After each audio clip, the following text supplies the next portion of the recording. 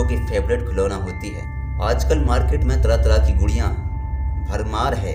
हर एक बच्चा इन डॉल्स के साथ खेलना पसंद करता है, लेकिन ये गुड़िया अगर ख़तरनाक और जानलेवा निकल आए तो क्या होगा। हॉलीवुड में रिलीज हुई फिल्म एनाबेल भूतिया गुड़िया पर ही बनी है। असल में वो एक सच्ची कहानी पर आधारित फिल्म है।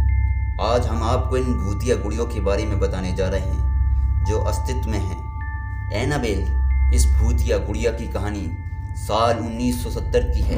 अमेरिका में एक माँ ने अपनी बेटी डोना को उसके जन्मदिन पर ये गुड़िया गिफ्ट दी थी।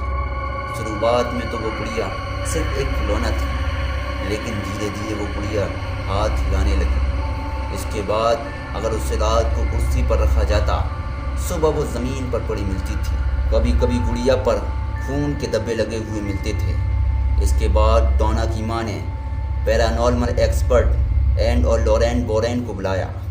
बोरेन ने गुड़िया को देखकर बताया, किसी बेहद शक्तिशाली आत्मा ने इस पर कब्जा कर रखा है। इस गुड़िया को तंत्र मंत्र के सहारे से बड़ी मुश्किल से काबू किया गया। इसके बाद उसे बोरेन के ऑकलेट म्यूजियम में शीशे के शोकेस में रखा गया है और इसे हाथ न लगाने की चेतावनी दी गई है।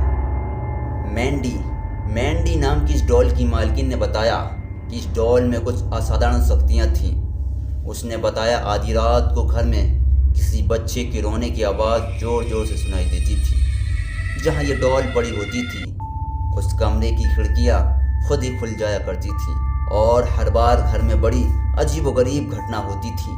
फिर उसने साल 1991 में इस डॉल को म्यूजियम में दे दिया।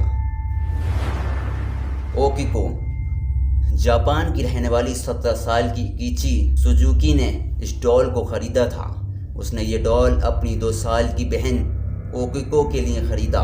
1 साल बाद ठंड की वजह से उसकी बहन ओकिको की मौत हो गई। परिवार के सदस्य बताते हैं ओकिको अपनी इस डॉल से बहुत प्यार करती थी, इसलिए उसकी आत्मा इस डॉल में बसती है। परिवार की दूसरी जगह चले जाने के कारण डॉल को किसी मंदिर में रख दिया गया। कहा जाता है कि इस डॉल के बाल खुद ही बढ़ते हैं।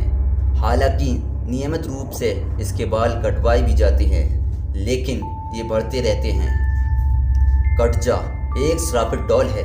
इस डॉल का कटजा नाम साल 1730 में रूस में पड़ा था। कहा जाता है कि एक औरत गर्भवती थी और उसके परिवार वाले चाहते थे कि लड़का हो, लेकिन लड़की पैदा हुई, पर उन्होंने लड़की को जिंदा जला दिया।